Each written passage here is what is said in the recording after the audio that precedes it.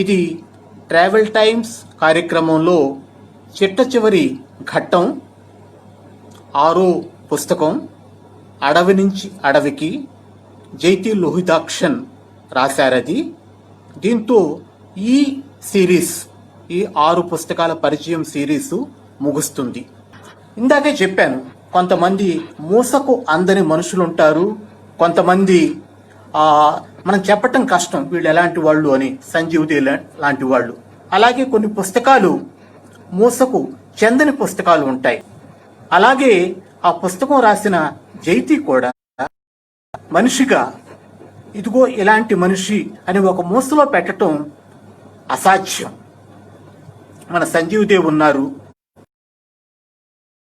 ఉండేవారు, ఒక రకంగా విఏకే రంగారావు గారు, వీళ్ళంతా కూడా ఏ మూసకు చెందని మనుషులు. అయినా ఆవిడ గురించి, ఆవిడ పుస్తకం గురించి ఇవాళ మనం మాట్లాడుకుందాం. మూసకి చెందిన పుస్తకాలు, మూసకి చెందిన మనుషులు ఎలా ఉంటారో కూడా ఒకసారి మనం చూద్దాం. ముందుగా ఎవరి జైతి అన్న ప్రశ్న వస్తుంది. బహుశా జైతి గారు ఈ కార్యక్రమం చూస్తున్నారు. ఆవిడ ఉన్న చోట వర్షం లేకపోతే నేను వెళ్ళి కొంచెం ఆవిడ కొండ పైకి వెళ్ళాలి, ఆవిడ ఉన్న చోట సిగ్నల్ రాదు, కొండ మీదకు వెళ్ళి వెన్నెల్లో ఈ కార్యక్రమం మనందరితో పాటు చూస్తున్నారని నేను అనుకుంటాను. ఈవిడ మూలాలు బోధనలో ఉన్నాయి. అక్కడే ప్రాథమిక విద్య, హై స్కూల్ చేశారనుకుంటాను. కొంత వరంగల్లో కూడా చదువుకున్నారు. తర్వాత చాలా కాలం ఆవిడ హైదరాబాదులోను, కర్నూలులోను, ఛత్తీస్గఢ్లోను, కేరళలోను, ఒరిస్సా సరిహద్దుల్లోనూ ఆవిడ సహచరుడు లోహితాక్షన్ ఇద్దరు ఉపాధ్యాయులుగా పనిచేశారు. పనిచేసిన తర్వాత ఆవిడకు 8 ఏళ్ల క్రితం 2012లో అడవితో అనుబంధం ఏర్పడింది.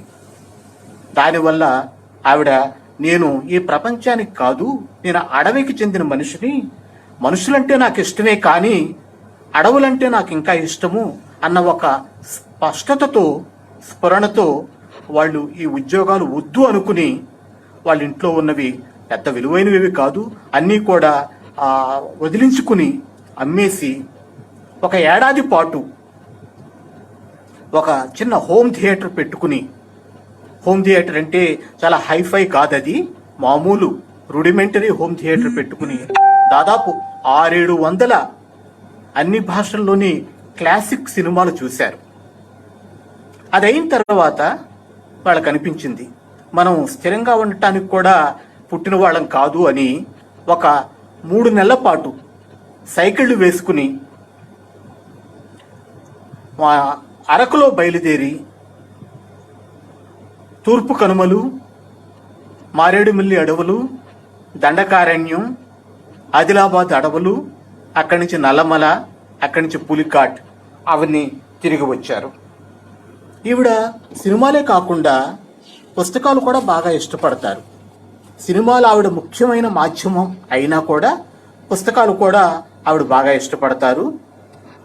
ఉదాహరణకు జాక్ లండన్ అడవి పిలిచింది అంటే ఆ చిన్న పుస్తకం, ఒక జాగలం గురించి రాసిన పుస్తకం, అదంటే ఆవిడకు ప్రాణం. అలాగే అమృత సంతానం లాంటి పుస్తకాలంటే ప్రాణం పెడతారు. దాని గురించి ఒక విపులమైన వ్యాసం రాసి, ఈ వ్యాసం రాసిన తర్వాత నా ప్రాణం పోయినా పర్లేదు అన్నంత భావుకతతో ఆవిడ పుస్తకాలను కూడా చూడగలరు. వాళ్లకు శాశ్వత స్థిర నివాసం అంటే నమ్మకాలు లేవు. కొంతకాలం హైదరాబాద్ శివారుల్లో ఉన్నారు, ఇబ్రహీంపట్నం అన్న చోట. ఆ రోజుల్లో నేను వాళ్ళతో ఫేస్బుక్ ద్వారా ముందు ఆ స్నేహము, ఆ తర్వాత వెళ్ళి కలవటము, నాతో పాటు 1-2-3 సార్లు నా స్నేహితులు కూడా తీసుకువెళ్ళి వాళ్ళకి పరిచయం చేయటము, ఇవంతా చేశాను. ప్రస్తుతం తూర్పు కనుమల కొండ చర్యల్లో వాళ్ళ నివాసం. అక్కడ ఉన్న ఒక పశువుల శాలను వీరు తీసుకుని దాన్ని వాళ్ళ స్పర్శతో ఒక అందమైన కుటీరంగా మార్చి, అది చూస్తే మళ్ళాంటి వాళ్ళకి ఎంతో ఆనందం, కొంచెం అసూయ కలిగేలాగా చేసుకుని అక్కడ ఉంటున్నారు. ఈ మధ్య అది కూడా నేను చూసొచ్చాను. వాళ్ళ అనుభవాలు, సైకిల్ యాత్ర, తర్వాత చేసినవి ఇవన్నీ కూడా క్రమంగా ఆవిడ చాలా విపులమైన ఫేస్బుక్ పోస్టులు పెట్టేవారు. అవి చూసిన తర్వాత నాలాంటి వాళ్లకు అది పుస్తకంగా వస్తే బాగుంటుంది అని పదే పదే అనిపించింది. చెనవీరభద్రుడి గారి ప్రోత్సాహం, నాలాంటి వాళ్ళ ఒత్తిడి, అలాగే మట్టి మనిషి ప్రచురణలు పాండురంగరావు గారి చేయూత, వీటితో అక్టోబర్ 18లో ఈ పుస్తకం ప్రచురితమైంది. నేను మనుషుల్ని ప్రేమిస్తాను, కానీ అడవిని ఇష్టపడతాను. 2012లో నేను అడవికి దగ్గరయ్యాను. నన్ను నేను ఆ ప్రయత్నంలో ఆ అడవిలో ఆవిష్కరించుకున్నాను అనే జైతి ఆ పుస్తకంలోంచి 3 ఘట్టాలు నేను చదువుతాను. ఒకటి, ఆవిడ అడవికి దగ్గరవటం. రెండోది, ఒక మిస్టిక్ ఎక్స్పీరియన్స్. మూడోది, మనుషులకు దగ్గరవటం. ఆ 3 చదివితే ఒక స్పష్టత ఆవిడ గురించి, ఈ పుస్తకం గురించి వస్తుంది అన్నది నా భావన.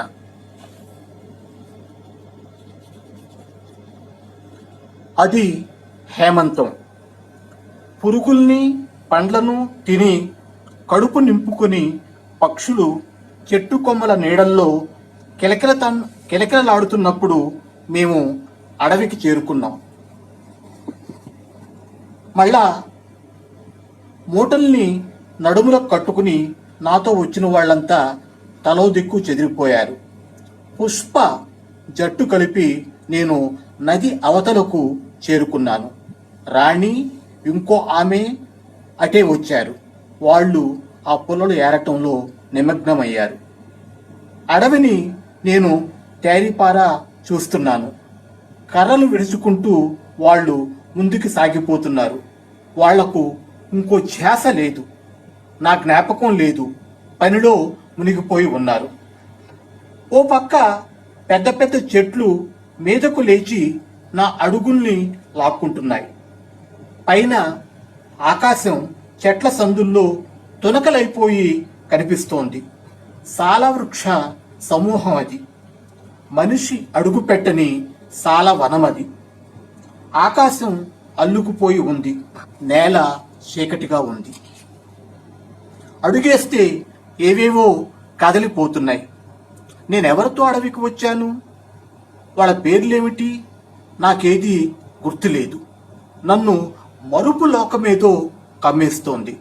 మనసు తేలిపోతూ ఉంది. నా అడుగులు నన్ను నడిపిస్తున్నాయి. చెట్టుని తిరుగుతున్నాను.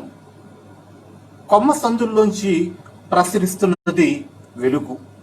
ఒక్కో ఆకు వెనక, ఒక్కో మలుపులో, వెలుగులో, కదిలే నీడల్లో నేను చూస్తున్నదంతా అపూర్వ సృష్టి. ఎక్కడో పుటుక్కుమన శబ్దం. ఓ అని ఓ స్త్రీ గొంతు.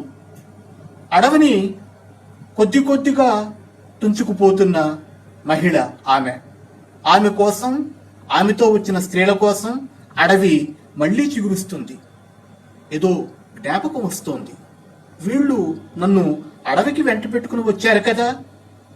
వచ్చిన స్త్రీలతో నేను కలవాలి కదా, తిరిగి ఇంటికి వెళ్ళాలి కదా. వెనక్కి వచ్చేశాను. కట్టెలన్నీ జమ అయ్యాయి. వాళ్ళు మోపులు కట్టారు. ఒకరి వెనక ఒకరం నడిచాము. నేనిప్పుడు ముందటి నేనులా లేను. ఎన్నాళ్ళు ఎదురు చేసినదేదో, ఎన్నాళ్ళు ఎదురు చూసినదేదో నాలో నింపుకున్నాను. మనసంతా మునుపెప్పుడు లేనంత శాంతంగా ఉంది. దోభాపని దాటి దారి పక్కన ఇప్ప చెట్టు కింద మోపులు దించారు. బోరింగ్ పంపు దగ్గర రొట్టెల మూటలు విప్పారు. అందరం పంచుకుని తిన్నాం. బడగాం ఊరి మొదట్లోకి వచ్చేసరికి ఎండ రంగు మారింది. ఇండ్ల గోడలకు బంగారు పోత పోస్తోంది ఎండ. ఆవులు ఇళ్లకు వస్తున్నాయి. డొంకలో గోధూళి బంగారపు పొగలాగా పైకి లేస్తోంది. మామిడి కొమ్మల్లో సాలిగూళ్ళు వెలుగుతీగ బుట్టల్లాగా ఊగుతున్నాయి. పిడకల మీద ఆలుగడ్డలు కాలుతున్న కమ్మని వాసన. మనసు మళ్ళీ మధ్యాహ్నం తిరిగొచ్చి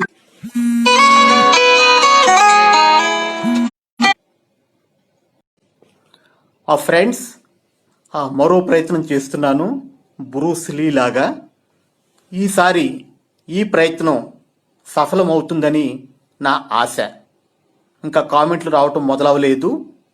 కామెంట్లు వచ్చిన తర్వాత స్పష్టమవుతుంది ఏ దశలో ఉన్నాము అని. 2-3 ఫోన్ చేసి చెప్పారు, కొంచెం హడావిడి జరుగుతోంది, వచ్చిందే రిపీట్ అవుతోంది, మాట వినపడటం లేదు, ఇవన్నీ చెప్పారు. ఈసారి చూద్దాం. ఎస్, ఎవరు లైన్లోకి వచ్చారు?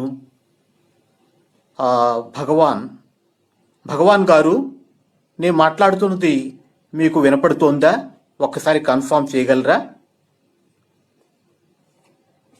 అలాగే వివినమూర్తి గారు, హలో అండి, ఇప్పుడు ఎలా ఉంది? మీరు ఒక కామెంట్ పెట్టగలరా? బాగుందా? వివినమూర్తి గారు చెప్పిన తర్వాత నేను మళ్ళా అది స్విచ్ ఆఫ్ చేసి మళ్ళా స్విచ్ ఆన్ చేశాను. ఇప్పుడు ఆయన కన్ఫర్మ్ చేయగలిగితే నేను ముందుకు వెడతాను. శ్రీనివాస్ గారు, మీకు ఒక ఆల్టర్నేట్ నెంబర్ చెప్పా కదా, ఆ ఆల్టర్నేట్ నెంబర్కి ఒకసారి ఫోన్ చేయగలరా? అప్పుడు నేను ఇది డిస్కనెక్ట్ చేయకుండా మీకు చెప్పగలుగుతాను. వివినమూర్తి హలో అన్నారు, వివినమూర్తి వాచింగ్ అని వచ్చింది, మరి పొజిషన్ ఎలా ఉందో నాకు తెలియదు. మీ దగ్గర నుంచి కన్ఫర్మేషను వస్తే ముందుకు వెళ్ళగలుగుతాను. ఎవరో థమ్స్అప్ చూపించారు, బాగుందనే అనుకుంటున్నాను. అంచేత మళ్ళా ఎవరైనా ఫోన్ చేసిన ఆపితే తప్ప ఇంక నేను ముందుకు సాగిపోతాను. ఒకవేళ నిజంగా వినపడకపోతే ఇప్పుడు కూడా నన్ను ఫోన్ చేసి ఆపండి.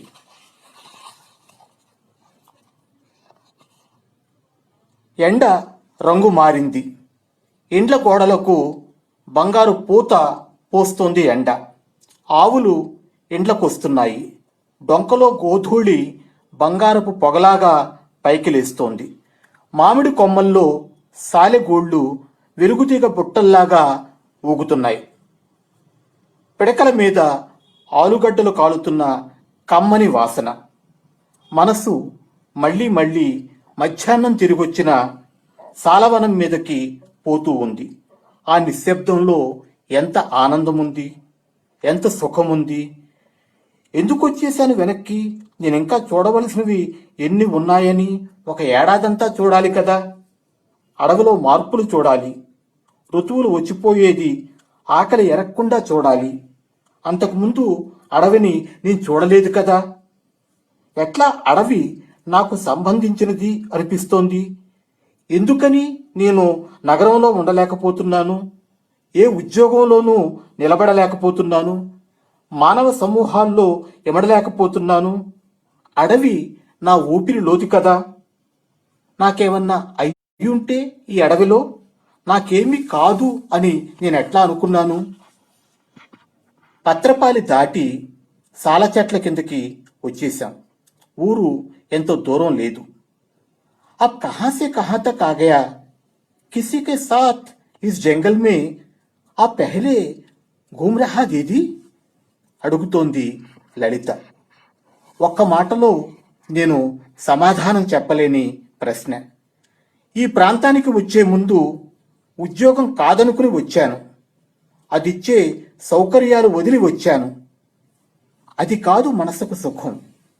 ఈ మధ్యాహ్నం నాకు అనుభవం అనేది, అది అసలు సుఖం. అడవి నాకిప్పుడు దూరపు చుక్క కాదు. నేనిప్పుడు ముందటి నేనులా లేను. ఎన్నాళ్ళు ఎదురు చూసినదేదో నాలో నింపుకున్నాను. మనసంతా ఎప్పుడూ లేనంత శాంతంగా ఉంది.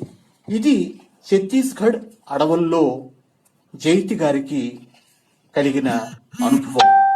ఆ 2012లో ఆ అనుభవం తర్వాత ఇక అడవితో ఆవిడ బాంధవ్యం రోజు రోజుకి గట్టిపడి చివరికి ఈ అడవి నుంచి అడవికి అన్న పుస్తకం దాకా తీసుకొచ్చింది. అరకు నుంచి పులికాట్ వరకు దాదాపు 3 నెలలు సైకిళ్ళ మీద జైతి, లోహితాక్షన్ వెళ్ళారు కదా. ఆ ప్రయాణంలో ఆదిలాబాద్ ప్రాంతంలో ఒక చోట వాళ్లకు ఎదురైన ఒక అనుభవం చదువుతాను. కోహిర్ పట్టణాన్ని దాటాం. పొద్దు వాలిపోతూ ఉంది. ఏదో ఒక చోట ఆగాలి. రోజులో మాకేదన్నా కొత్తగా రోజులో మాకేదన్నా కొద్దిగా ఆలోచన ఉంది అంటే ఆ రాత్రి ఎక్కడ ఆగాలి అన్నదొక్కటే. లోహి నా భద్రత గురించి, నేను తన గురించి ఆలోచిస్తాం. కోహిర్ చివర్లో మామిడి చెట్ల నీడ, పశువుల కొట్టం కనపడింది. ఈ రోజుకు ఉందామా?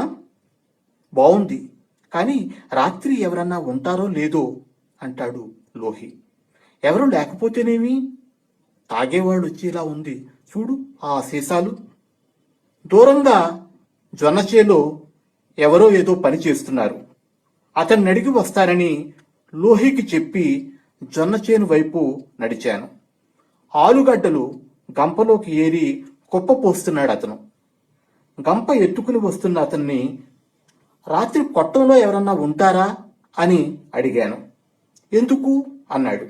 మా ప్రయాణం గురించి వివరించి ఆ రాత్రికి ఇక్కడే ఉండిపోతాం అన్నాను. ఉండొచ్చు గాని చెవిలో ఎవరు ఉండరు, అయినా భయం లేదులే, మీ ఇష్టం అన్నాడు ఆ పెద్ద ఆయన. వెనక్కి తిరిగి వచ్చి లోహితో చెప్పాను, ఎవరైనా ఉంటే తోడుగా ఉంటుంది, మన ఇద్దరమే అంటే ఎట్టా? తన భయం నా గురించి. ముందుకు పోయి మరెక్కడన్నా చూద్దాం అన్నాడు లోహి. ఆ చేలో నుంచి నాకు ముందు కదలాడం లేదు. మళ్ళీ ఆ పెద్ద ఆయనతో మాట్లాడి వస్తానన్నాను. లోహిని వెంట పెట్టుకుని జొన్న చేలోకి నడిచాను. ఆలుగడ్డలు ఏరటం అయిపోయింది. మీకు భయం కాదంటే ఇక్కడ పడుకోండి, లేకపోతే పక్క జామ తోటలో కాపలావాడు ఉండే రేకుల షెడ్ ఉంది, అక్కడన్నా ఉండొచ్చు అన్నాడు ఆ పెద్ద ఆయన. పక్క చేను కాపలా అతను వచ్చాడు. అతని పేరు సీను. పక్క చేనులో కొద్దిగా జామ తోట, ఇంకేముందో అవతల కనిపించలేదు. అది ఇది అన్నా తమ్ముళ్ళవని చెప్పాడు లక్ష్మయ్య. వాళ్ళంతా హైదరాబాదులో ఉంటారని, ఈ చేను కౌలుకిచ్చి అప్పుడప్పుడు వచ్చి ఆ మామిడి చెట్ల కింద వండుకుని తిని ఒక పూట గడిపి వెడతారని చెప్పాడు ఆ పెద్ద ఆయన లక్ష్మయ్య. పంట వేయకుండా ఆ మామిడి చెట్టు కింద చాలా జాగా పోతోంది, కొట్టేయండి అన్నారట. ఆ చెట్టు పెద్దదైనప్పటి నుంచి ఇప్పటికి చాలా మంది.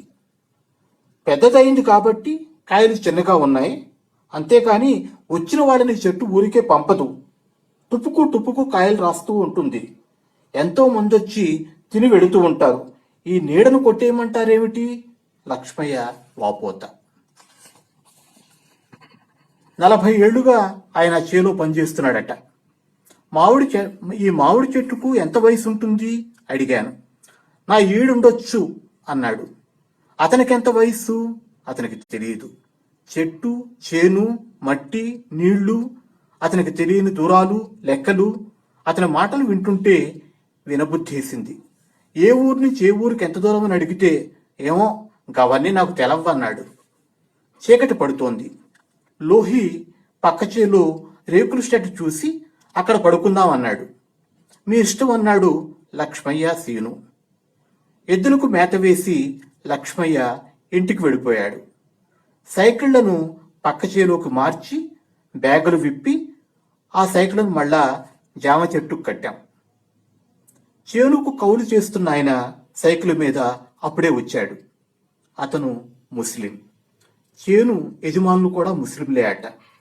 మమ్మల్ని చూసి విషయం తెలుసుకుని ట్యాంకులో నీళ్లున్నాయని చెప్పి ఒక మూలలో ఉన్న టాయిలెట్ చూపించి అది వాడుకోవచ్చని, హాయిగా నిద్రపోమ్మని చెప్పి బర్రెలకు నీళ్లు తాపి తిరుగు సైకిల్ వేసుకుని వెళ్ళిపోయాడు.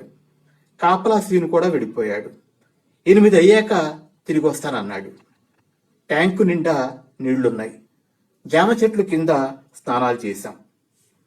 జామ తోటలో 2 షెడ్లున్నాయి. ఒకటి తాళం వేసింది. ఆ షెడ్ అరుగు మీద పక్క బట్టలు చుట్టి ఉన్నాయి. సీను అక్కడ పడుకుంటాడు. రెండవది అన్ని వైపులా బార్లా తెరిచినట్టుంది. దాని కింద 3 సమాధులున్నాయి. ఎక్కడ పడుకుందాం? సీను పడుకునే షెడ్ వరండా నచ్చలేదు. మంచి గాలి వేస్తూ సమాధులు ఉన్న షెడ్డే విశాలంగా అనిపించింది. ఆ షెడ్లో ఒక పక్క మా పక్కన వేసుకున్నాం. రోడ్డు మీద వాహనాలు అప్పుడొకటి ఇప్పుడొకటి వెడుతున్నాయి. వాటి రైట్లు కూడా దూరనంత చిక్కగా ఉంది కంచె. రాత్రి ఎవరైనా తాగుబోతులు వస్తే ఏమోలో కొద్దిగా భయం. అయినా వెంటనే నిద్ర పట్టేసింది. కాసేపటికి చలి పెరిగింది. మంచి నిద్రను చెడగొడుతూ ఉంది చలి. ఆ చలిని మా పలచటి దుప్పటి ఆపలేకపోతోంది. ఒకసారి లేచి స్వెట్టరు, ఇంకోసారి లేచి కాళ్ళకి సాక్సులు తొడుక్కున్నాం. ఎప్పుడొచ్చాడో సీను ఎదురు షెడ్డు అరుగు మీద ముసుగు తన్ని నిద్రపోతున్నాడు. కొద్దిసేపు మత్తుగా నిద్ర, మళ్ళీ మెలకువలా ఉంది మా నిద్ర. ఎవరో వచ్చి నాకు దుప్పటి కప్పినట్టు, చలిని దూరం చేసినట్టు నిద్రలో మంచి కల ఒకటి వచ్చింది. లేచి చూస్తే ఎవరూ లేరు. ఆకుపచ్చని సిల్కు దుప్పటి కప్పుకుని 3 సమాధుల్లో శాశ్వత నిద్రలో ఉన్న ఎవరో తెలియని 3 మనుషులు తప్ప. లోహి అనుభవం కూడా అదే. మెలకువ వచ్చినప్పుడల్లా చూస్తే మా ముగ్గురికి తోడుగా, మా ఇద్దరికీ తోడుగా మరో 3 మనుషులు ఉన్నట్టు అనిపించిందట అతనికి. ఎలాగో రాత్రి గడిచిపోయింది. 5:30కు నిద్రలేచి కాలకృత్యాలు తీర్చుకుని బ్యాగులు సైకిల్కు కడుతున్నప్పుడు వచ్చాడు కౌలుదారు. 6 దాటింది. కౌలుదారుకు వెళ్ళొస్తామని చెప్పబోయాం. వెళ్ళి రండి, గొప్ప మహత్యం ఉన్న ప్రదేశంలో మీరు నిద్ర చేశారు అన్నాడు. అవును, ఈ సమాధులు ఎవరివి అడిగాడు లోహి. ఆయన 3 పెద్ద సమాధిని చూపించి 700 ఏళ్ల క్రితం జీవించిన మౌలానా సాబుది సమాధి ఇది అని చెప్పాడు. కావచ్చు, అంతకు మించి ఆయనేమీ చెప్పలేదు. అతడేమంటున్నాడో మాకు అర్థం కాలేదు. మాకు తెలిసే వచ్చామని అతను అనుకున్నాడేమో. కొంత దూరం ప్రయాణించి 3 రోడ్లు కలిసే చోట ఆగాం. ఎవరో వచ్చి ఆగితే తాండూరు వెళ్లే రోడ్డు ఎటు అని అడిగాం. దారి చెప్పి వెళ్ళిపోతున్న వాడల్లా మళ్ళీ ఆగాడు. ఎక్కడి నుంచి వస్తున్నారు అడిగాడు. రాత్రి ఎక్కడ ఆగామో ఆ వివరం చెప్పాం. అప్పుడు ఆ బాటసారి చెప్పాడు. మౌలానా సాబ్ అని జనమంతా పిలుచుకునే ఆయన పూర్తి పేరు హజరత్ మౌలానా మొయిజుద్దీన్ తుర్కీ. అతను ఒక సూఫీ సాధువు. రాత్రి నా కల్లోకి వచ్చి దుప్పటి కప్పిందెవరు? ఎవరు మాకు తోడుగా ఉన్నది? ఇది ఒక అనుభవం. ఒక రాత్రి వాళ్ళు ఎక్కడికి వెళ్ళినా కూడా అప్పటికప్పుడు ఏ చేలునో, ఏ మంచం మీదో, లేకపోతే ఆ చేలో పనిచేసే వాళ్ళ ఇళ్లలోనో వాళ్ళ వసతి వెతుక్కోవటం, వాళ్ళతో పాటు భోజనాలు అవి చేయటం, మళ్ళా పొద్దున్నే లేచి సైకిల్ వేసి వెళ్ళిపోవటం. అలా 30 రోజులు 90 రోజులు దాదాపు వాళ్ళు ప్రయాణాలు చేశారు. అందులోని అనుభవాలు ఇవి. అరకు నుంచి పులికాట్ దాకా అన్న భాగంలోని అనుభవాలు. అదే సైకిల్ ప్రయాణంలో సంగవరం అనే చోట కలిగిన ఇంకొక అనుభవం. ఇందులో వాళ్లకు దారిలో కనిపించే మనుషులతో ఎంత అలవోకగా ఆత్మీయ సంబంధం ఏర్పడుతుందో మనకు కనపడుతుంది. మార్చి నెల ఎండలు. నెల్లూరు జిల్లాలో ప్రయాణిస్తున్నాం. వెంకటగిరి దాటి మామిడి తోట నీడలో విశ్రాంతి తరువాత నాయుడుపేట వైపుకు బయలుదేరాం. పులికాట్ ఇంకా 2 రోజులు ఉంది. మధ్యాహ్నానికి సాయంత్రానికి మధ్య సమయం. సూర్యుడు అప్పుడప్పుడే చల్లబడుతున్నాడు. ఎక్కడన్నా టీ తాగుదాం అన్నాను. తాగాలనిపించింది. ఎడమవైపు తంగవరం అనే ఊరు చూపిస్తూ బోర్డు ఉంది. రోడ్డుకు చెరోవైపున 2 పూరిపాకలు. ముందేవో ఫ్యాక్టరీలు ఉన్నట్టున్నాయి. ఒక పాక ముందు నీళ్ల తొట్టి దగ్గర కడిగిన గిన్నెతో పాకలకు పోతున్నది ఆమె. టీ పెడతావా అమ్మా ఆమెను అడిగాను. పెడతాను, సైకిల్ దిగి రండి అంది. అందులో ఏముంది? సైకిల్ స్టాండ్ వేస్తుంటే ఆమె అడిగింది. రక్సాకులు. ఈ రక్సాకులు దుమ్ము పడకుండా మందపాటి గుడ్డను చుట్టి కట్టాం. మేమేదో వ్యాపారం చేస్తున్నాము అనుకుందావిడ. దారిలో ఎందరో మేము వ్యాపారం ఏదో చేస్తున్నామని అనుకోనేవారు. లోహి అందుకుని ఇందులో ల్యాప్టాప్ ఉంది అన్నాడు. ఓ, ల్యాప్టాప్లు అమ్ముతున్నారా అంది ఆ టీ కుట్టావిడ. నా సైకిల్ చూపించి నేను లేదు, ఇందులో మా ఇద్దరి బట్టలు, దుప్పట్లు, దోమతెర లాంటివి ఉన్నాయి. రెండో సైకిల్ చూపించి అందులో ల్యాప్టాప్, టెంటు లాంటివి ఉన్నాయి. మా ప్రయాణంలో అప్పుడప్పుడు అవసరమైన మాత్రమే ఆ సైకిల్లో ఉన్నాయి అని ఆవిడకి వివరంగా చెప్పాను. అయితే మీరు ఏ ఊరు నుంచి ఏ ఊరికి వెళుతున్నారు అని అడిగింది ఆవిడ. ఎన్నాళ్ళయింది ఇల్లు వదిలి? 50 రోజులు దాటింది. మరి పిల్లలు? లేరు. ఆమె టీ పొడి డబ్బా, పంచదార డబ్బా భర్తకి అందిస్తూ ఉంది. అతను టీ కాస్తున్నాడు. లోహితో రాజకీయాల గురించి ఏవేవో మాట్లాడుతున్నాడు. మా నీళ్ల బాటలు నింపుతూ నేను ఆమెకు మా ప్రయాణం గురించి వివరిస్తున్నాను. పెద్ద గ్లాసులో చిక్కటి టీ తిరగొట్టింది. మా ఇద్దరికీ ఇచ్చింది. ఫ్యాక్టరీ వర్కర్లు ఊళ్ళ నుంచి ఇక్కడ దాకా మోటార్ సైకిల్ మీదే వస్తారు. టీ తాగి బిస్కెట్లు తిని ఇక్కడి నుంచి ఫ్యాక్టరీ బస్సులో వెడతారు. చెట్టు నీడలో మోటార్ సైకిళ్లు నిలబెట్టి ఉన్నాయి. టీ పాక వాళ్ళది సంగవరం. ఊళ్ళో వాళ్ళకి ఇల్లు ఉంది. ఈ పాకను అంటిపెట్టుకునే ఎక్కువగా ఉంటారు. మంచి టీకి 2 లీటర్ల నీళ్లకు ఆమె 18 రూపాయలు తీసుకుంది. అయితే మీరు గుళ్ళన్నీ చూస్తూ వస్తున్నారా? 2 రూపాయలు తిరిగిస్తూ అడిగింది. ఆవిడికి ఇంకా సందేహం. అడవుల్లో మనుషులు, పల్లెలు, పంటలు, కాలవలు, నదులు, చెరువులు, కొండలు, గుళ్ళు అన్ని చూస్తూ వస్తున్నాం వివరించాను. గుండెల మీద చేతులు వేసుకుంది. ఆమె కళ్ళు మెరిశాయి. ఇన్ని చూసొచ్చిన మిమ్మల్ని చూస్తుంటే దేవుళ్లను చూస్తున్నట్టుంది. నా అదృష్టం మీరు నా ఇంటికి వచ్చారు అంటున్నప్పుడు ఆమె కళ్ళు వెలుగులు నింపుకున్నాయి. బెంచి మీద నుంచి లేచి సైకిళ్ల వైపు వెళ్ళిపోతున్న మమ్మల్ని ఆమె ఆపింది. మీ ఇద్దరిని ఒకసారి తాకాలని ఉంది అంది. నా చేతుల్ని తన చేతుల్లోకి తీసుకుంది. ఇలా సాగిపోతుంది ఈ పుస్తకం. ఈ పుస్తకంలో ఎన్నెన్నో అనుభవాలు ఉన్నాయి. ముందే చెప్పినట్టుగా ఛత్తీస్గఢ్ అడవుల్లో కొన్ని అనుభవాలు, తూర్పు కనుమలు, దండకారణ్యం, పశ్చిమ కనుమలు, పుష్కలమైన అనుభవాలు, అలాగే కన్యాకుమారి నుంచి డిబ్రూఘర్ దాకా వివేక్ ఎక్స్ప్రెస్లో 5 రోజుల పాటు చేసిన 7 రాష్ట్రాల రైలు ప్రయాణం వివరాలు కొన్ని. సరే, అరకు నుంచి పులికాటి 80 రోజులు మనం చెప్పుకున్నాం. సూర్యాపేట దగ్గర ఒక 70 ఎకరాల అడవి, దొసర్ల సత్యనారాయణ అన్న ఆయన వేసిన అడవి, అందులో వాళ్ళ అనుభవాలు, అమృత సంతానం మీద ఒక విపులమైన వ్యాసం, ఇలా ఎన్నో రచనల సంకలనం ఈ అడవి నుంచి అడవికి. అవే కాకుండా ఈ పుస్తకంలో సీతాకోక చిలుకలు, గొంగళ పురుగులు, గుడ్లు పెట్టి తొండలు, అడవిలో నల్లనాగు, గిజిగాళ్లు, ఊసరవెల్లులు, ఉడతలు, మిడతలు, వడ్రంగి పిట్టలు, వెదురు పొదలు, కాగితం పూలు, సాల వృక్షాలు, ఆకాశం, గాలి, నీరు, నేల, వీటన్నిటితోనూ జైతి చేసిన సంభాషణలున్నాయి. ఇక్కడ నా చిన్న అనుభవం చెప్తాను. ఒకసారి వాళ్ళ ఇంటికి వెళ్ళినప్పుడు సీతాకోక చిలుకలు బాగా ఎగురుతున్న సమయం అది. ఆవిడ అక్కడ బాగా ఎగురుతున్న రంగురంగుల సీతాకోకలు చెప్పించి, అమరేంద్ర గారు నిన్న ఒక చిన్న అనుభవం అయింది అన్నారు. వాళ్ళ ఇంటి వరండాలో 15 అడుగుల ఎత్తున పెట్టగోడ ఉంది. ఆ ఇల్లంతా కూడా చెట్ల మధ్య ఉంది.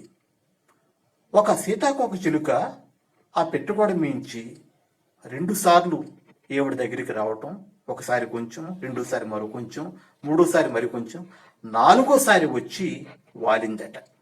ఈవిడ గమనిస్తూనే ఉన్నారు. ఆ 4 సార్లు సీతాకోక చిలుక చేసిన ప్రయత్నాన్ని ఈవిడ వివరించడం ఏమిటి అంటే, ఆ సీతాకోక చిలుక్కు మనం కదలకుండా ఉన్నామని తెలుసు, కానీ దాని మనసుకు మనిషి కదలకుండా ఉంటే చాలదు.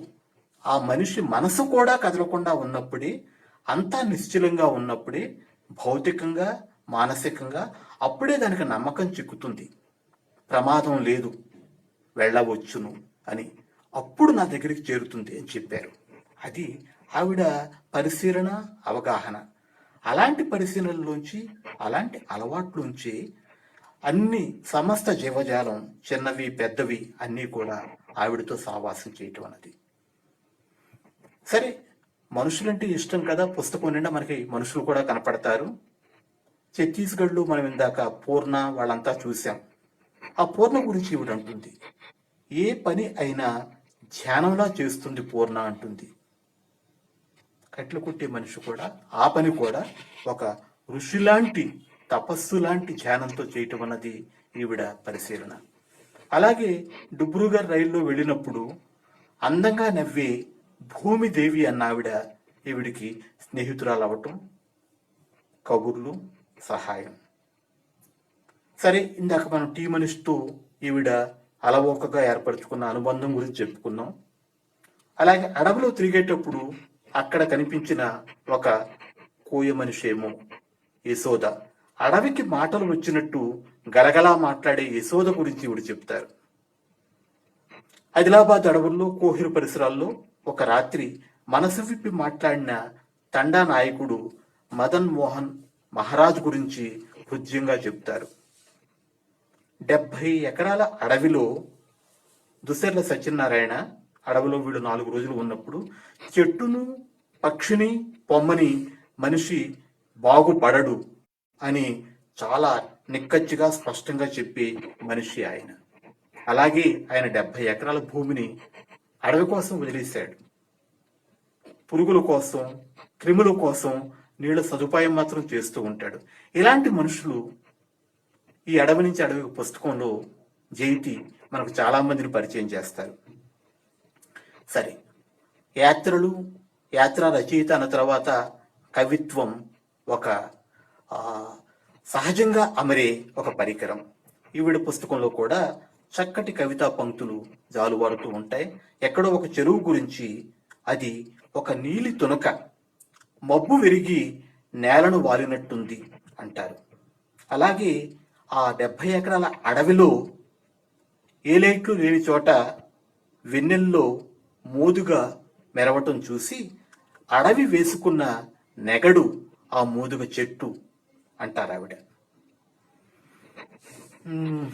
భద్రాచలం పరిసరాల్లో ఒక కొండ వాగును సాయం సంచిలో చూసి తెల్లటి ఇసుక మీద వంగుతోన్న పొద్దులోంచి నారింజ రంగు పారుతోంది అంటారు. ఇదంతా కూడా ఏదో కవిత్వం చెప్తున్నానన్న స్పృహ ఆవిడకు ఉండదు. ఆవిడ మనసులో మెదిలిన భావాలు అలా చెప్పుకుంటూ పోతారు. మనం ఏరుకుంటే కవితా పంక్తులు. ఈవిడ నిజానికి ఒక అన్వేషి. ఏమిటి అన్వేషణ తెలీదు. అన్వేషణకు అక్షర రూపం మాత్రం ఈ పుస్తకం. ఇందులో మనకు కొంత అవగాహన కలిగే అవకాశం ఉంది. అది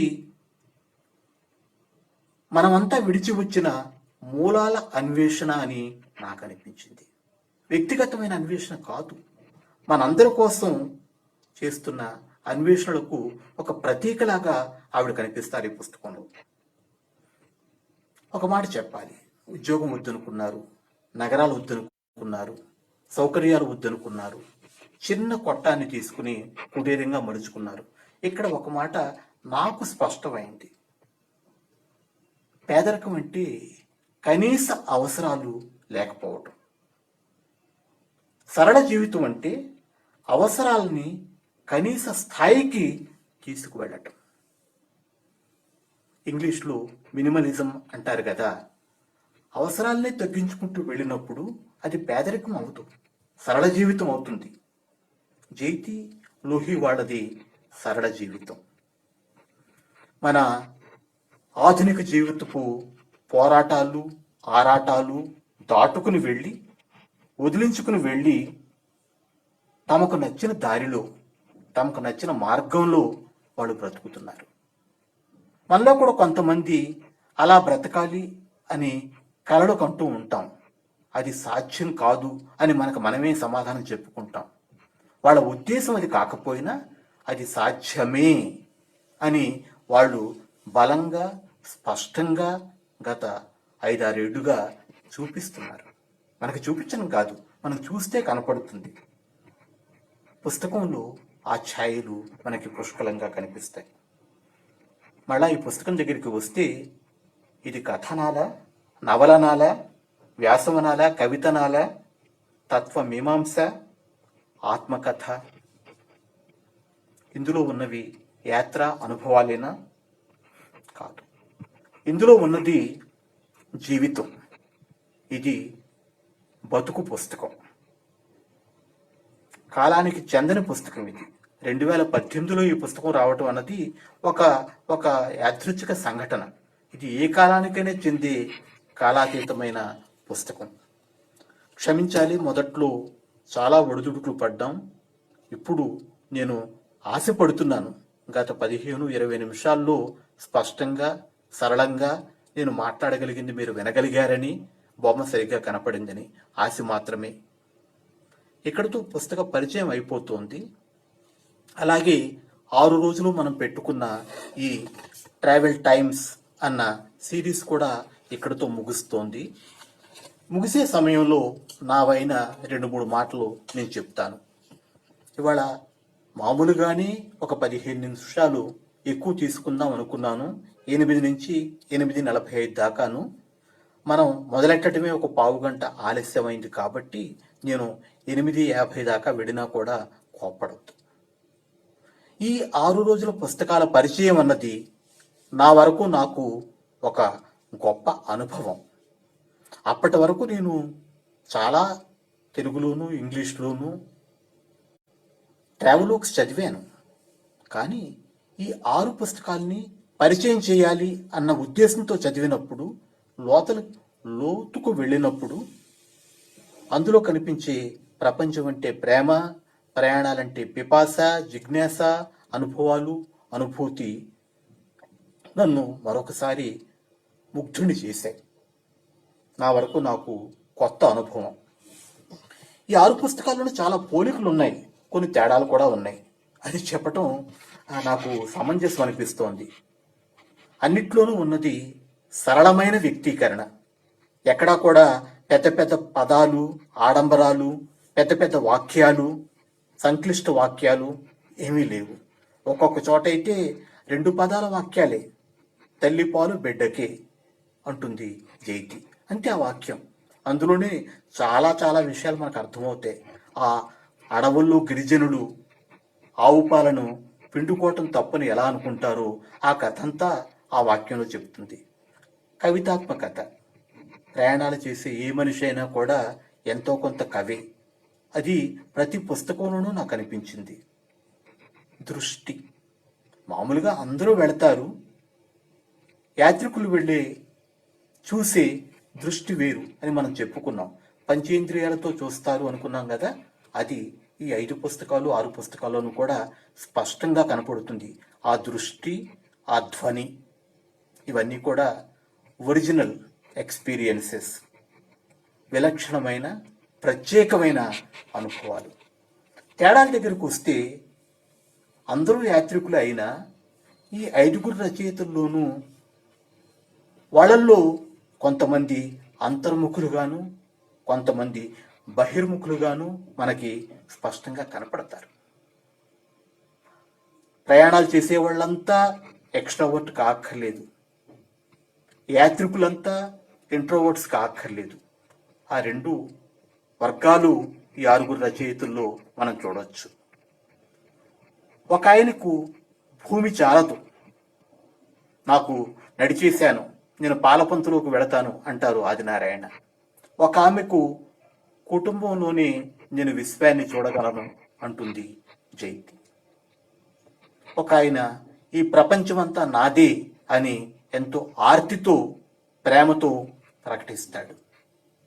ఇంకో ఆవిడ ఈ ప్రపంచమంతా నేనే అంటుంది ఐక్యమైపోయిన భావనతో. ఇలాంటి తేడాలు, సున్నితమైన తేడాలు ఈ 6 పుస్తకాల్లోనూ మనం జాగ్రత్తగా చదివితే కనిపిస్తాయి. చెప్పే కదా, ఇవి చదివిన తర్వాత, వీటి గురించి ఆలోచించిన తర్వాత, పరిచయం కోసం కొంత మదన పడ్డ తర్వాత నాకే యాత్రా సాహిత్యం అంటే ఒక కొత్త గౌరవం కలిగింది. చక్కటి రచయిత తన రచనలో కథని, నవలని, వ్యాసాన్ని, ఆత్మకథని, కవితను కూడా పొందుపరిచి మొత్తం ప్రపంచాన్నే పాఠకులకు చూపించగలడు అని ఒక కొత్త ఎరుక నాకు కలిగింది. ఇది యాత్రా సాహిత్యాన్ని శృతి మించి పైకెత్తుతున్నాను అనుకోకండి. ఇది నాకు కలిగిన అనుభూతి మీతో చెప్తున్నాను. అన్ని పాళ్ళు ఉన్న ఒక చక్కని రచన, ఒక మంచి యాత్రా రచన. నా వరకు ఇది నాకు ముగింపు కాదు. సాంకేతిక ఇబ్బందులు ఎన్ని వచ్చినా కూడా ఎలాంటి కార్యక్రమాలు, ఇంకా మనకున్న యాత్రా రచనలు, కాశీ యాత్ర దగ్గర నుంచి చెప్పాలనే కోరిక ఉంది. తొందర లేదు, చెప్తాను. మళ్ళా ఒక 6 రోజులు మీతో నేను గడుపుతాను. చాలా సంతోషం, మీరంతా నాతో 6 రోజులు గడిపారు. గొప్ప స్పందన చూపించారు. 6 రోజులు కూడా నేను ఊహించిన స్పందన కనిపించింది. ఎంతోమంది ఇప్పుడు ఇలా రావటమే కాకుండా తర్వాత కూడా ఆ వీడియోలు చూడటము అదంతా నేను గమనిస్తున్నాను. మీ అందరికీ నా కృతజ్ఞతలు. మరి మన ఈ కామెంట్స్ అన్నీ కూడా స్టక్ అయ్యాయి. చూస్తాను ఎలా ఉన్నాయో కామెంట్స్. ఎస్, వచ్చాయి. వేణుమూర్తి గారు ముందు హలో అన్నారు. భగవాన్ గారు వాచింగు. తర్వాత వేణుమూర్తి ఓకే నవ్ అన్నారు, గుడ్ అన్నారు. హరిహరన్ వాచింగ్. బాస్ నీకు అర్థమైందా తెలుగు? హరిహరన్ మా తమిళ కొలీగ్ బెల్లో. సిఏ ప్రసాద్, తర్వాత యామిని నల్లా, శక్తి శంకర్ పండా, నైస్. రామలింగ స్వామి, పురుషోత్తమ కాళిదాస్, కళ్యాణి గారు చూస్తున్నారు, కృష్ణమూర్తి రైట్, రజనీ గారు చూస్తున్నారు, ఆర్ఎస్ వెంకటేశ్వరన్, నాగజ్యోతి గారు, న్యాచురల్ ఫ్లో అంటున్నారు కళ్యాణి గారు. సంతోషం అండి, నా మనసు కుదుట పడుతోంది. పోసాని అన్నపూర్ణ, చంద్రశేఖర్ ఆజాద్ మొదటిసారి వచ్చారా, 2సారి అనుకుంటా.